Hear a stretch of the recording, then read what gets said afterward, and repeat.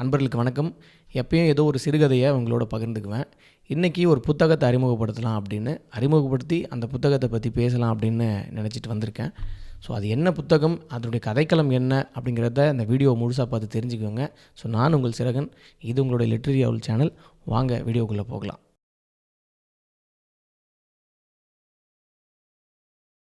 இன்றைக்கி நான் அறிமுகப்படுத்தி பேச போகிற புத்தகம் இந்த புத்தகம் தான். பெருவழி, சுகுமாரன் அவர்கள் எழுதிய ஒரு நாவல். ஸோ இந்த நாவல் அந்த தலைப்பு பார்த்த உடனே நமக்கு ஒரு கேட்சியாக இருக்குல்ல, பெருவழி. வழியிலேயே ரொம்ப பெரிய வழியா, அதாவது சொல்ல முடியாத என்ன வழியில் என்ன பெரிய வழி அப்படின்னு நமக்கு தோணும். அப்போ இது யாருடைய வழி, அந்த கதையில் என்ன அவ்வளோ வேதனை என்ன சொல்லியிருக்காங்க, அப்போது எப்படி இந்த நாவல் படிக்க எப்படி இருந்தது, கதைக்களம் என்ன, எல்லாமே உங்களோட பகிர்ந்துக்கலாம் அப்படின்னு எனக்கு தோணுச்சு. ஸோ இந்த நாவல் பார்த்திங்கன்னா ஒரு வரலாற்றை ஒட்டி ஒரு புனைவாக எழுதப்பட்ட ஒரு நாவல். யாருடைய வரலாறு அப்படின்னா முகல் எம்பையருடைய வரலாறு தான். முகல் எம்பையர்களுடைய வரலாறு, அவர்கள் பாபர்லேருந்து அவுரங்கசீப் வரைக்கும் பெரும்பாலான இந்த மன்னர்கள் நாட்குறிப்புகளாக தங்களுடைய வாழ்க்கைகளை எழுதி வச்சுட்டு போயிருக்கிறது நமக்கு கிடைக்கக்கூடிய வரலாறுகளில் ஒன்றா இருக்குது. அதனால் இந்த முகல் எம்பையரை பற்றின புத்தகங்கள், எக்கச்சக்கமான புத்தகங்கள் இன்றைக்கி நமக்கு கிடைக்கும். அந்த முகல் எம்பையரில் இருக்கக்கூடிய ஒரு கதாபாத்திரத்தை வைத்து அவ்வளவு நூல்கள் புனைவாகவோ அல்லது கட்டுரையாகவோ அல்லது அவர்கள் வாழ்க்கையில் நடந்த விஷயங்களை பற்றியோ ஏதோ ஒரு வகையில் பல வகையில் பதிவு செய்யப்பட்டுகிட்டே வருது. அதன் வகையில் இந்த நூலும் அப்படி சொல்லப்பட்ட பல நூட்களில் ஒன்றா இருக்குமா அப்படின்னு தெரியல. பட் ஆனால் இந்த புத்தகம் ஒரு தனித்துவமாக தெரியுது. அவர் எழுத்தாளர் சுகுமாரன் கவிஞரால் அறியப்படுபவர். அவர் கவிஞராக இருக்கிறதுனாலே என்னவோ அவருடைய இந்த மொழி ரொம்ப ஒரு கவித்துவமான ஒரு மொழியாக இருந்தது. வாங்கி வச்சு ரொம்ப ஒரு வருஷம் இருக்கும், வாசிக்கவே ஒரு எண்ணம் போகவே இல்லை. ஒரு நாள் சரி படிப்போமே அப்படின்னு சொல்லி அந்த அட்டைப்படம் பார்த்திங்கன்னா ஒரு ஒரு மன்னர், அவர் பின்னாடி ஒரு பெண் ஒரு நிற்கிற மாதிரியான ஒரு இருக்கும்போது, சரி என்ன இது, என்னத்தை பற்றி தான் இருக்கும், படிச்சிடலாம் அப்படின்ட்டு ஒரு 4 பக்கங்களை ஒரு தாண்டியிருப்பேன். முதல் பக்கத்திலிருந்தே ஒரு ஒரு அலி, அதாவது நபும் சகக் அப்படின்னு சொல்லக்கூடிய ஒரு ஆணும் பெண்ணும் அல்லாத ஒரு பாலினத்தவர், அவரிடத்துலேருந்து இந்த கதை ஆரம்பிக்கும் பொழுது ஒரு 4-5 பக்கங்கள் என்ன எங்கேருந்து போகுது அப்படின்னு ஒரு புரியாமல் ஒரு மாதிரி இருந்தது. அதனால் அப்படி எடுத்து வச்சுட்டேன். இப்போ சமீபத்தில் எடுத்து திருப்பி வாசிக்கும் பொழுது அது அந்த வாசிக்கிற மனநிலையில் உட்காந்து இருக்கிறோம் அப்படின்னும் பொழுது நமக்கு புரியாததோடு டக்குன்னு புரிஞ்சிடும்.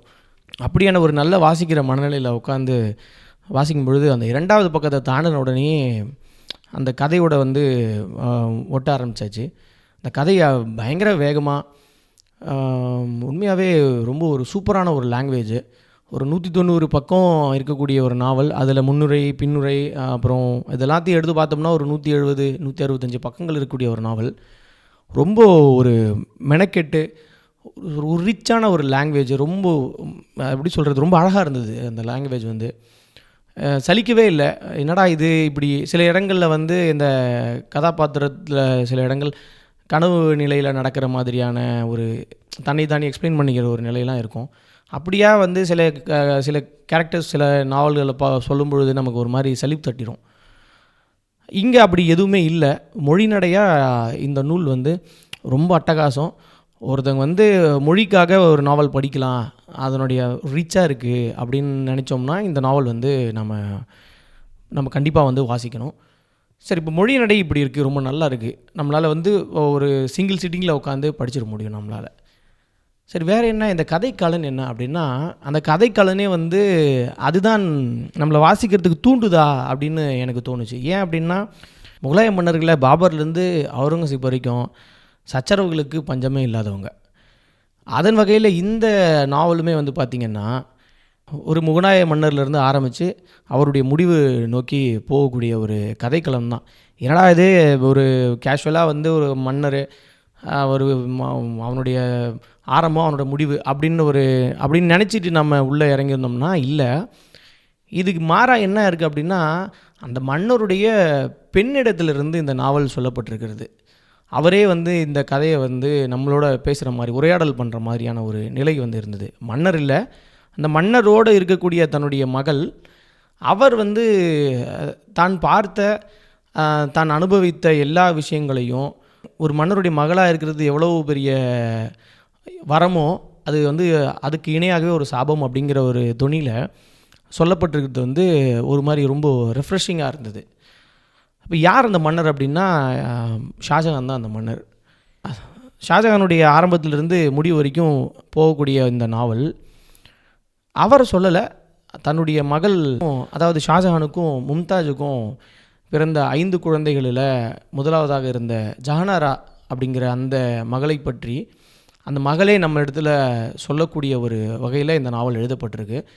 இந்த நாவல் வந்து 2 பகுதியாக இருக்குது. முதல் பகுதி ஜஹானாராவுடைய நம்பிக்கைக்குரிய ஒரு அலியாக இருக்கக்கூடிய பானிபட் அப்படின்னு சொல்லக்கூடிய ஒரு கதாபாத்திரத்தின் வழியாக அந்த நாவல் வந்து சொல்லப்படக்கூடிய விதம். 2வது ஜஹானாராவே நேரடியாக நம்மோடு உரையாடக்கூடிய ஒரு நிலை. இப்படியாக 2 பகுதிகளாக இந்த நாவல் வந்து பிரித்து எழுதியிருக்காரு. முதல் பகுதி வந்து தன்னுடைய அப்பா வந்து சக்கரவர்த்தியாக ஆவதற்கு முன்னாடி இருந்து இந்த நாவல் ஆரம்பிக்குது. அதாவது குர்ரமாக இருக்கிற நிலையிலிருந்து அந்த குர்ரம் எப்படி ஷாஜகானாக ஒரு சக்கரவர்த்தியாக, முகலாய பேரரசினுடைய ஒரு சக்கரவர்த்தியாக அவர் எப்படி மாறுறாரு அப்படிங்கிற ஒரு காலகட்டத்தை வந்து கொண்டு போகிறாங்க.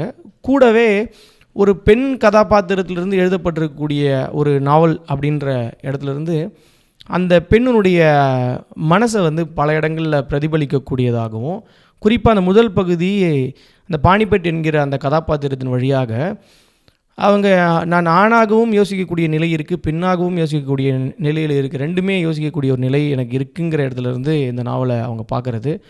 குறிப்பாக அந்த பானிபட் அப்படிங்கிற அந்த கதாபாத்திரம் ஜஹானாராவை ஒரு ஒளியாக, ஒரு பேரொளியாக பார்க்கக்கூடிய அந்த இடமெல்லாம் வந்து பார்த்திங்கன்னா ரொம்ப ஒரு மாதிரி சூப்பராக இருக்கும். ரொம்ப ஒரு லவபிளாக, தூரத்துலேருந்து நமக்கு ரொம்ப பிடிச்சவங்க ஒருத்தங்களை வந்து நம்ம ரசித்து ஒரு விஷயத்தை நம்ம செய்யும்போது, இல்லை அவங்கள பற்றி பேசும்பொழுது நம்மளே அறியாமல் அந்த வார்த்தைகள் வந்து அழகு கூடி வந்துடும்ல, அப்படி ரொம்ப அழகாக வந்து அந்த இடத்துலேருந்து சொல்லியிருப்பாங்க. இந்த அழகுன்னு கூடவே நிறைய கதாபாத்திரங்களை வந்து உள்ளே கொண்டு வர்றது. இப்போது நூர்மகளை வந்து ஒரு ஒதுக்கக்கூடிய கதாபாத்திரமாக ஜஹானாரா பார்க்குறது, தன்னுடைய தந்தை மீது தனக்கு இருக்கக்கூடிய ஒரு அன்பு, அடுத்து தன்னுடைய சகோதரர்களை பற்றின ஓப்பனிங், அடுத்து தன்னுடைய தந்தை வந்து தக்காணத்தில் தங்க வச்சிருக்கிறது, குடும்பமாக அங்கே இருக்கும், அதுக்கு அவர் வந்து தன்னுடைய ஆட்சியை பிடிப்பதற்காக தன்னுடைய அப்பா ஜஹாங்கீரை வந்து எப்படி அவர் வந்து ஏமாற்றி ஒரு இறந்து போயிட்டார் அப்படிங்கிற நிலையிலேருந்து அங்கேருந்து ஆக்ராவுக்கு கொண்டு செல்லப்பட்டு அங்கே வந்து அவர் இறந்து போகலை, அவர் வந்து நடிச்சிருக்கிறாரு அப்படின்னு சொல்லி தன்னுடைய தந்தையை சிறையில் அடைச்சி ஆட்சியை பிடித்து வரக்கூடிய ஒரு நபராக குர்ரம், அங்கேருந்து குர்ரம் என்பவர் ஷாஜகானா எப்படி மாறுறாருங்கிற இந்த முதல் பகுதி வந்து இப்படி போகுது. இந்த முதல் பகுதி இப்படி போகும்பொழுது எனக்கு இந்த படிக்கும்பொழுது எனக்கு சில விஷயங்கள் தோணுச்சு. என்னென்னா, கண்டிப்பாக ஷாஜகான் வந்துட்டாங்க, ஜஹானாரா வந்துட்டாங்க, அவங்களுடைய அடுத்த மகள் ரோஷனாரா வந்துட்டாங்க, மகன்கள் இருக்கிறாங்க அப்படின்னு சொன்னால், மகன்களில் மிக முக்கியமானவர் அவுரங்கசீப்பை எப்படி போர்ட்ரேட் பண்ணியிருக்காங்க அப்படிங்கிற ஒரு இடம் வந்து நான் ரொம்ப ஆவலாக இருந்தேன். அந்த இடமும் வந்து 2-3 அவுரங்கசீப் பற்றின நூல்களை வாசிச்சிருக்கிற வகையில் அவருடைய இளமை காலத்தை வந்து ஒரிஜினலாக அப்படி சொல்லியிருக்கிற மாதிரி தான். புனைவாக இருந்தாலும் இந்த நூல் வந்து ஒரு புனைவு நூல்னு சொன்னாலுமே வரலாற்றோடு ஒப்பிட்டு அதுக்கு கிட்டத்தட்ட ஒரு உண்மையாக இருக்கிற மாதிரியான ஒரு நிலையில் தான் எழுதியிருக்கிறாரு. கதாபாத்திரங்கள் கூடவே அப்படியான ஒரிஜினல் கதாபாத்திரங்களோடு தான் ஒப்பிட்டு எழுதியிருக்கிறார். அப்படிங்கிறதுனால அவுரங்கசீப்போடைய அந்த இளமை காலத்தோடு அப்படியே ஒப்பிட்டு எழுதியிருக்கிறது ரொம்ப சரியான ஒரு இடமா எனக்கு பட்டுச்சு. அப்போது இன்னும் கூட என்ன அப்படின்னா, அந்த அவுரங்கசீப்புடைய கதாபாத்திரம் வந்து சில இடங்கள் இன்னுமே கூட கொஞ்சம் எக்ஸ்பேண்ட் பண்ணி எழுதியிருக்கலாமோ அப்படின்னு எனக்கு தோணுச்சு. என்னோடய பர்சனல் அது தோணுச்சு. எக்ஸ்பிளைன் பண்ணியிருக்கலாமோ, ரொம்ப ஷார்ட்டராக அப்படியே போகிற போக்கில் அப்படி சொல்லிட்டு போன மாதிரி இருந்ததோ அப்படின்னு எனக்கு தோணுச்சு. பட் ஆனால் வந்து அப்படி ரொம்ப எக்ஸ்பிளைன் பண்ணிட்டே போனாலுமே அது ஒரு மாதிரி சலிப்பு தட்டிடுமோன்னு தோணுச்சு. இப்படி அந்த தம்பி கதாபாத்திரங்கள், தன் அப்பா வந்து தக்காணத்திலிருந்து மேலே டெல்லி நோக்கி வர்றது, அவர் சக்கரவர்த்தியாக மாறுவது, தன்னுடைய அம்மா வந்து தன் அம்மாவுக்கும் தனக்குமான ஒரு ஒரு பிணைப்பு, அவங்களுக்குள்ளே நடக்கக்கூடிய உரையாடல், அப்புறம் அந்த தர்பாரிலே தன் மகளுக்கு தனியாக ஒரு இருக்கை கொடுத்து தன் மகளிடத்தில் ஆலோசனை கேட்கக்கூடிய அளவுக்கு ஒரு அறிவு நிறைந்த ஒரு பெண்மணியாக ஜெகநாராவை காட்டிகிட்டு வர்றது. அடுத்து தான் எல்லா மதங்களையும் மதிக்கக்கூடிய ஒரு ஆளாகவும் மற்ற மதத்தினுடைய நூல்களை படிக்கக்கூடிய ஒரு நபராகவும் தான் இருப்பதும், இசை, அடுத்து வந்து ख्वाजा மொயினுதீன் மேலான ஒரு அன்பு, பக்தி, இது எல்லாத்தையுமே அந்த முதல் பகுதியில் சொல்லிக்கிட்டே வராங்க. அது ரொம்ப நல்லா இருந்தது. அந்த முதல் பகுதியினுடைய நிறைவாக வந்து தன்னுடைய அம்மா தன்னுடைய கடைசி குழந்தையை பிரசவிக்கும் பின்பு இறந்து போவார். அந்த இறந்து போகக்கூடிய அந்த இடத்துல வந்து அந்த அந்த எக்ஸ்ப்ளனேஷன், அந்த சொல்லப்பட்ட விதமெல்லாம் ரொம்பவே நல்லா கவித்துவமாக இருந்தது. அப்போ தன்னுடைய தாய் இறந்து போகக்கூடிய இடத்தோடு அந்த முதல் பகுதி நிறைவடையும். இந்த நிறைவடையக்கூடிய இந்த இடத்துக்குள்ளே ஷாஜகான் வந்து ஒரு மிகப்பெரிய ஒரு மன்னனாக, சக்கரவர்த்தியாக அவர் மாறி போயிருப்பார். ஷாஜஹானாபாத் அப்படிங்கிற ஒரு இடத்த அமைக்கணும் அப்படின்னு ஒரு முடிவு பண்ணியிருப்பார். அதே போல் தக்காணத்தை அவர் வந்து பிடிக்கணும் அப்படிங்கிற எண்ணம், தன்னுடைய மகன்களை வந்து பல்வேறு வகையில் அவர் வளர்த்துட்டு வர்றது, தன்னுடைய மூத்த மகனாக இருந்த தாரா வந்து தனக்கு பின்பான ஒரு வாரிசாக, மன்னனாக அவன் வந்து ஆகணும் அப்படின்னு அவர் நினைத்தது.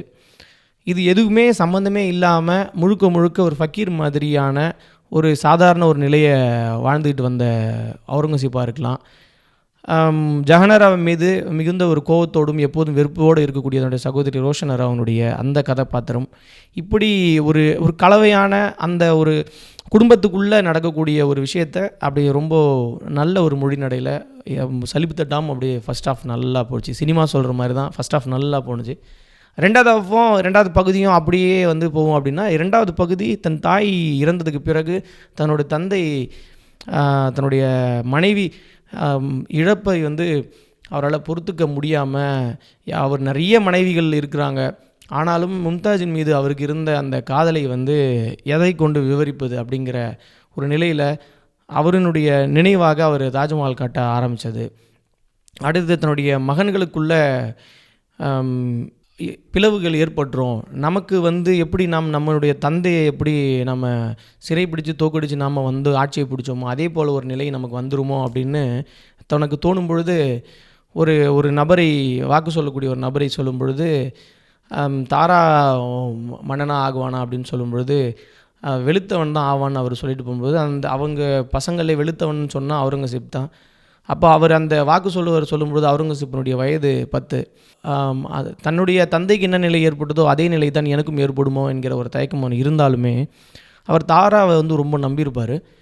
ஆனால் தாரா வந்து எல்லாரையும் மதித்து எல்லோருடையும் ரொம்ப ஒற்றுமையாக இருக்கணும் அப்படிங்கிற ஒரு நிலை இருக்கும் பொழுது அவுரங்கசீப் ரொம்ப தனித்து அவர் அந்த இஸ்லாமிய முறைப்படி வாழணும், நம்ம வந்து ஒரு காஃபிராக இருக்கக்கூடாது அப்படிங்கிற ஒரு ரொம்ப அடிப்படையான ஒரு ஆளாக போன மாதிரியான ஒரு விஷயம் போயிட்டே இருக்கும். இப்படி தன்னுடைய அம்மா இறந்ததுக்கு பிறகு கொஞ்சம் கொஞ்சமாக அந்த தன்னுடைய அப்பாவுடைய நிலை மோசமாகிட்டே வர நேரத்தில் இன்னொரு பக்கம் இந்த சகோதரர்களுக்குள்ளாக ஏற்படக்கூடிய சண்டை ஒரு பக்கம் ஆரம்பிக்கும். இது 2வது பகுதியில் சொல்ல ஆரம்பிச்சிருப்பாங்க. அப்போ தாரா தான் அந்த அரியணைக்கு சொந்தக்காரன் அப்படின்னு வரும்பொழுது அவுரங்கசீப் அவன் தக்காணத்தில் மிக நீண்ட காலம் போரிட்டு சண்டையிட்டு வந்துட்டு இருக்கிற நேரத்தில் தன்னுடைய அப்பாவுக்கு பாத்திரமான ஆட்கள் எல்லாரையும் பயமுறுத்தியோ அல்லது அவனுடைய நம்பிக்கையை பெற்றோ எல்லாரையும் தனக்கான ஒரு நபரெல்லாம் வந்து சேர்த்துக்கிட்டே வருவான். அப்போது இந்த சகோதரர்களுக்கு உண்டான அந்த சண்டை அது ஒரு பக்கம் போயிட்டே இருக்கும். அக்பரை போல் ஒரு நல்ல ஒரு ஆட்சியை கொடுக்கணும் அப்படிங்கிற ஒரு எண்ணத்தில் இருந்த ஷாஜகானுடைய நிலை தன்னுடைய மகன் அவுரங்கசீப்பாலேயே அவர் மோசமான நிலைக்கு வரும். அப்போது தான் எப்படி தந்தையை சிறைப்பிடித்து ஆட்சிக்கு வந்தோமோ தன்னுடைய மகன் அவுரங்கசீப்பும் தாராவையும் தன்னுடைய இன்னொரு சகோதரனையும் சிறைப்பிடித்து அவனை வந்து அவர்களை கொலை செய்துவிட்டு தன்னுடைய தந்தையை சிறையில் அடைப்பார். அப்போ அந்த சிறையில் அடைக்கும் பொழுது கூட ஜஹநாரா வேற எங்கும் இல்லாமல் தன் தந்தையோட அந்த 8 ஆண்டுகளாகவும் அந்த சிறையிலேயே இருந்ததாக சொல்லப்பட்டிருக்கு. அந்த நேரத்தில் பலவேறான நாட்குறிப்புகளை வந்து அவர் எழுதினது, அந்த நாட்குறிப்புகள் தான் வந்து இன்றைக்கி வந்து பயன்படுது அப்படிங்கிற வகையில் இந்த நாவலில் வந்து பின்னுரையில் அவர் வந்து சொல்லியிருப்பார். அப்போ ரொம்ப எப்படி வந்து முதல்ல ஆரம்பத்தில் சொல்லப்பட்டு தன் தாயினுடைய இறப்பில் முதல் பகுதி முடிஞ்சிருக்குமோ, அதே போல் தன்னுடைய குடும்பத்துக்குள்ளே நடக்கக்கூடிய சண்டையில் ஆரம்பித்து, சகோதரர்களுக்குள்ளாக நடக்கக்கூடிய அந்த போட்டியில் ஆரம்பித்து, தன்னுடைய தந்தையினுடைய இறப்பில் 2வது பகுதி முடிஞ்சிருக்கும். அப்போ முதல் பகுதி எப்படி விறுவிறுப்பாக ஒரு கதை சொல்லல் முறை இருந்ததோ, 2வது பகுதியும் ஒரு விறுவிறுப்பான ஒரு கதை சொல்லல் முறை தான் இருந்தது. ரெண்டுமே எங்கேயுமே 2 பகுதியும் சலிப்பே இல்லை. ரொம்ப நல்ல ஒரு மொழிநடையாக இருந்தது.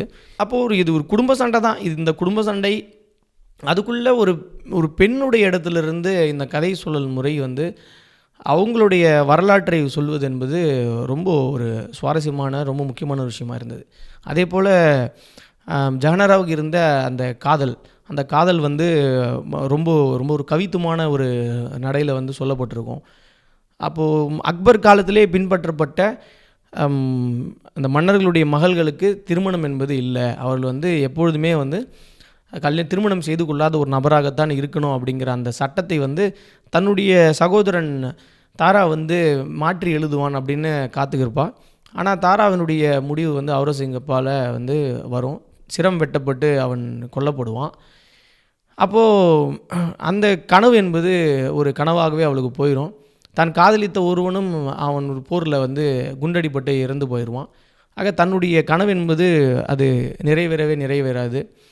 இப்படி ஒரு கலவையாக ஒரு குடும்பம், அதுக்குள்ளே இருக்கக்கூடிய பாசம், தாய், தந்தை, சகோதரர்களுடைய சகோதரி, அடுத்து இவர்களுடைய இருக்கக்கூடிய சண்டை சச்சரவு, ஒரு பெண்ணாக தனக்குள்ளே இருக்கக்கூடிய எல்லா மன ஓட்டங்கள், தன்னுடைய உதவியாளர்கள் அவங்களுடைய மன ஓட்டம், ஒட்டுமொத்த இந்துஸ்தானத்துக்குமான ஒரு இளவரசியாக இருந்தவருடைய ஒரு மனசை வந்து பிரதிபலிக்கக்கூடிய வகையில் இந்த நாவல் வந்து எழுதப்பட்டிருக்கிறது ரொம்ப சிறப்பு. இதை போல் வரலாற்று புதினங்கள் அப்படின்னு வச்சுக்கலாம். வரலாற்று ரீதியான புதினங்களை வந்து வாசிக்கிற விருப்பம் இருக்கிறவங்க, குறிப்பாக வந்து இதை போல் முகலம்பெயர் பற்றின இந்த நாவலெல்லாம் வந்து ரொம்ப எப்போவுமே இன்ட்ரெஸ்டிங்கான ஒரு ஃபேக்டராக இருக்கும். அப்படி ஒரு இன்ட்ரெஸ்டிங்கான ஒரு நாவலாக தான் இது இருந்தது. ஸோ நீங்களும் இது போல் வந்து ஒரு என்டர்டெய்னிங்காக ஒரு நல்ல தகவல் தெரிஞ்சுக்கணும், வரலாற்று ரீதியான சில தகவல்களும் உங்களுக்கு தெரிஞ்சுக்கிறது. ஏன்னா இது முழுக்க புனைவும் கிடையாது. அதாவது உண்மை நிகழ்வுகள் அடிப்படையில் எழுதப்பட்ட ஒரு புனைவு. அந்த மொழிநடை வேணால் வந்து புனைவில் நம்ம சொல்லலாம். அந்த நிகழ்வுகள் எல்லாமே நடந்த நிகழ்வுகள். அவர் நிறைய ஆய்வு பண்ணி தான் இந்த நாவல் வந்து எழுதியிருக்கிறதா பின்னுரையில் வந்து அவர் தெரிவிச்சிருக்கிறாரு. அந்த வகையில் நமக்கு ஒரு தகவலும் தெரிஞ்சிக்கக்கூடிய ஒரு நாவலாகவும் இது இருக்குது. நம்ம ஒரு போர் அடிக்காமல் ஒரு நல்ல நாவல் படிக்கிற ஒரு ஃபீலும் வந்து இந்த புக் வந்து கொடுத்தது. ஸோ எனக்கு இந்த கதாபாத்திரம் உருவாக்கப்பட்டது, குறிப்பாக அந்த பானிபட் என்கிற அந்த அலியின் மீதாக கட்டமைக்கப்பட்ட அந்த கதாபாத்திரமாக இருக்கட்டும், பின்னால் வந்து அவுரங்கசீப் பற்றின அவனுடைய கதாபாத்திரத்தை பற்றி சொல்லப்பட்டது, முன்னால் சொல்லப்பட்டது எல்லாமே வந்து ரொம்ப சிறப்பாக இருந்தது. அந்த ஷாஜகானுடைய ஒரு அந்த காதல் வந்து தன் மனைவி மீதான இருந்த காதல், இது எல்லாமே நல்லா இருந்தது. சில இடங்களில் இன்னும் கூட இதை கொஞ்சம் விரிவுபடுத்தி இன்னும் கொஞ்சம் டீட்டெயில் பண்ணி எழுதியிருக்கலாமோ அப்படிங்கிற இந்த ஒரு 190 பக்கத்தை ஒரு 250 பக்கம் நாவலாக எழுதியிருக்கலாமோ. அது எழுத்தாளருடைய உரிமை, அது நமக்கு ஒன்றும் சொல்கிறதுக்கு ஒன்றும் இல்லை. பட் ஆனால் ஒரு வாசகனாக நமக்கு படிக்கும் பொழுது சில இடங்கள் இன்னும் கூட டீட்டெயில் பண்ணி எழுதியிருக்கலாமோங்கிற அளவுக்கு ஒரு இயக்கத்தை கொடுத்த ஒரு ரைட்டிங் ஸ்டைல் தான். அதனால் இது நல்ல விதமாக தான் நான் சொல்கிறேன், இதை நெகட்டிவாக சொல்லலை. ஸோ ஓவராலாக ஒரு நல்ல ஒரு ரீடிங் எக்ஸ்பீரியன்ஸ் வந்து கொடுத்த ஒரு நாவல் அப்படின்னு நான் சொல்லுவேன். நிச்சயமாக வந்து நீங்களும் இந்த நாவலை வாங்கி வாசிங்க. நிச்சயமாக இது ஒரு நம்மளுடைய வாசிப்பை வந்து கெடுக்காது, நல்ல எக்ஸ்பீரியன்ஸ் வந்து நமக்கு கொடுக்கும். அந்த கதாபாத்திரம் மேலே நமக்கு ஒரு ரெஸ்பெக்ட் வந்து வந்துடும், இந்த நாவல் படித்து முடிக்கும் பொழுது வந்துடும். அதே போல் இந்த நிறைய இடங்களில் இந்த சூஃபியிசம் டச் வந்து இருக்கும். ஏன் அப்படின்னா அவர் ख्वाजा மொய்னுதீனை பின்பற்றின ஒரு பக்தராக தன்னை முன்னிறுத்தியிருக்காங்க ஜாகனாரா அப்படின்னும் பொழுது நிறைய உரையாடல்கள் வந்து ரொம்ப நல்லாயிருக்கும். நான் சிலவற்றை மட்டும் உங்களோட வந்து நான் ஷேர் பண்ணுறேன். ஸோ ஆரம்பத்திலே வந்து பார்த்திங்கன்னா டில்லி நிஜாமுதீன் தர்கா வளாகத்தில் ஜாகனாரா சமாதியில் வந்து பொறிக்கப்பட்ட வாசகங்கள் தான் முன்னாடி இருக்கும். அவன் வாழ்ந்து கொண்டிருப்பவன், நிலைத்திருப்பவன், பசுமை தவிர வேறு எதுவும் என் கல்லறையை மூடாது இருக்கட்டும், பசும் புற்களே இந்த ஏழையின் சமாதியை மூட போதுமானவை. நிர்மூலமாக்கப்பட்டவளான ஃபக்கீரா ஜஹனரா சிருஷ்டி பெருந்தகையின் மாணவி, மாவீரர் ஷாஜஹானின் புதல்வி, இறைவன் அவனது அத்தாட்சியை வெளிப்படுத்துவானாக அப்படின்னு தான் அவருடைய கல்லறையில் பொறிக்கப்பட்டிருக்கக்கூடிய வாசகமாக இதில் முதல்லையே கொடுத்துருக்குறாங்க. நிறைய ஒரு என்ன சொல்கிறது, ஒரு மாதிரி மோட்டிவேட்டடான நிறைய வாசகங்கள் வந்து நிறைய இருந்தது. துணிச்சல் தனியானதல்ல, ஒரு பகுதி நுண்ணறிவு, ஒரு பகுதி அடங்காமை, ஒரு பகுதி பயம், எல்லாம் சேர்ந்தது தான் துணிச்சல். பயம் இல்லாமல் துணிச்சல் இல்லை அப்படின்னு இந்த இடம் படிக்கும் பொழுது இப்போ நிறைய படம் பார்க்குறோம் அப்படின்னா கூட இந்த பேட்மேனுடைய டார்க் நைட் ரைசஸில் வந்து பள்ளத்தில் விழுந்திருக்கும் பொழுது அவர் வெளியில் வரணும்னு போராடுவார். அந்த கயிறை கட்டி மேலே மேலே எழுந்திருப்பார். அப்போ திருப்பி அவர் தோற்றுக்கிட்டே இருப்பார்ல, ப்ரூஸ் வெயின் தோற்றுக்கிட்டே இருப்பார். அப்போ சொல்லுவார், எனக்கு வந்து அந்த டிவியில் ஓடிக்கிட்டு இருக்கும், தன்னுடைய நகரம் வந்து எரிஞ்சிக்கிட்டு இருக்கிறது, அழிஞ்சிக்கிட்டு இருக்கிறத பார்க்கும்பொழுது நகரத்தை எப்படியாவது காப்பாற்றணும் அப்படின்னும் பொழுது எனக்கு பயம் இல்லை, இதை பார்த்துலாம் எனக்கு பயம் இல்லை அப்படின்னு சொல்லும் பொழுது, அப்போ அங்கே இருந்த ஒரு மருத்துவர் பெரியவர், ஒருத்தர் கண் பார்வையற்ற ஒரு பெரியவர் வந்து சொல்லுவார், நீ பயப்படு, ஏன் தோக்குறன்னு பயப்படு, fear is the most impulse spirit அப்படின்னு சொல்லி ஒரு வார்த்தையை சொல்லுவார். நீ பயப்படு, ஏன் எப்படின்னா நீ ஏன் இங்கே இருக்கிறன்னு பயப்படு, உன் நகரம் ஏன் இப்படி இருக்குன்னு பயப்படு, பயம்தான் வந்து ரொம்ப முக்கியமான ஒரு சக்தி, உன்னை வந்து அதிலிருந்து வெளியில் கொண்டு வரதுக்கான ஒரு சக்தி அப்படின் பொழுது, எப்படி நான் இதில் வெளியே போகிறதோடனே எப்படி அந்த குழந்தை இங்கேருந்து வெளியில் போச்சோ அப்படின்னும் பொழுது, இந்த கயிறு இல்லாமல் நீ வந்து அந்த செவரை வந்து தாவணும் அப்படின்னு சொல்லுவார் அவர். அப்போ அவன் வந்து முதல்ல வந்து அந்த பயம் என்பது நம்மளை சரி பண்ணிக்கிறதுக்கு ஒரு உந்து சக்தி, பயத்தை வந்து இருக்கணும், அது ரொம்ப தேவை. அந்த பயம் இருந்தால் தான் நம்மளால் துணிச்சலாக இருக்க முடியும் அப்படிங்கிற ஒரு வாசகம் அது, அந்த காட்சி அது. அந்த காட்சியை வந்து எனக்கு இதில் இந்த படிக்கும் பொழுது ஞாபகப்படுத்துச்சு. அப்புறம் ஒரு இடத்துல வந்து இந்த குளிர்காலத்தை பற்றி எழுதியிருப்பார். குளிர்காலத்துக்கு வாஞ்சை கிடையாது, சூரியனை அடிமை போல விரட்டுகிறது, பகலை குறுக்குகிறது, இரவை இழுத்து நீட்டுகிறது, இரவுகளை அலுப்பானவையாக ஆக்கிவிடுகிறது, ஜஹனரா பகல் பொழுதுகளையே விரும்பினாள் அப்படின்னு எழுதியிருப்பார். அப்புறம் பசிதான் எல்லா கடவுள்களையும் விட பெரிய கடவுள். அப்போது இந்த ஜஹனராவும் பாணிப்பட்டும் உட்காந்து ஒரு இடத்துல பேசிக்கிட்டு இருப்பாங்க. அப்போது வந்து அவள் கொஞ்சம் கொஞ்சமாக ஒரு இளவரசியாக மன்னருக்கு பல ஆலோசனை சொல்லக்கூடிய ஒரு இடத்துல இருந்து மூவ் ஆகிட்டு இருக்கிற அந்த டைம் வந்து கவனிச்சிக்கிட்டு இருக்கும்போது பாணிப்பட் சொல்கிற மாதிரி ஒரு வாசகம் இருக்குது. என்னென்னா, பிறர் கற்றுக் கொடுத்தது அல்ல, தான் கற்றுக்கொள்வதே தொடர்ந்து வரும், அவள் தன்னிடமிருந்தே கற்றுக்கொள்கிறாள், அது அவளை மகோன்னதமானவளாக மாற்றலாம். அதே போல் அதிகாரம் என்பது அணிகலன் அல்லவே ஆபா, அது பொறுப்பு அப்படிங்கிற வாசகம்.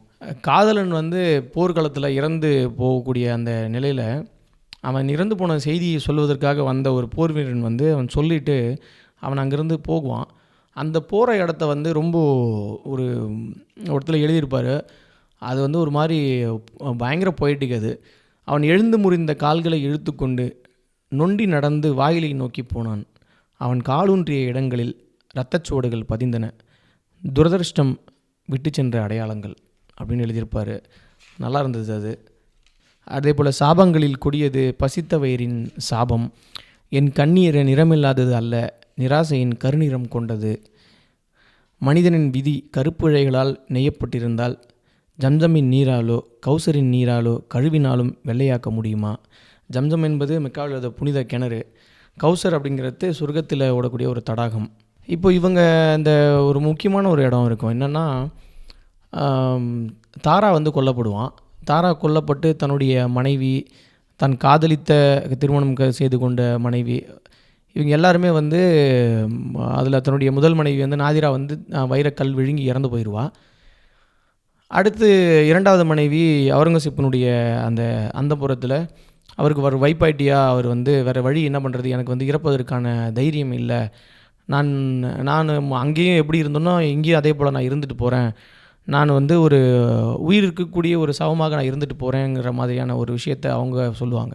அடுத்து இதில் ராணா தில் அப்படிங்கிறது வந்து அவர் ஒரு ஆடர் பெண்மணியாக இருந்து தாராவால் திருமணம் செய்து கொள்ளக்கூடிய ஒரு ஆள், மிகுந்த பிடித்த ஒரு மனைவியாக இருந்த அவர் வந்து அவுரங்கசீப் பலமுறை கடிதம் எழுதி அனுப்பியிருப்பார்.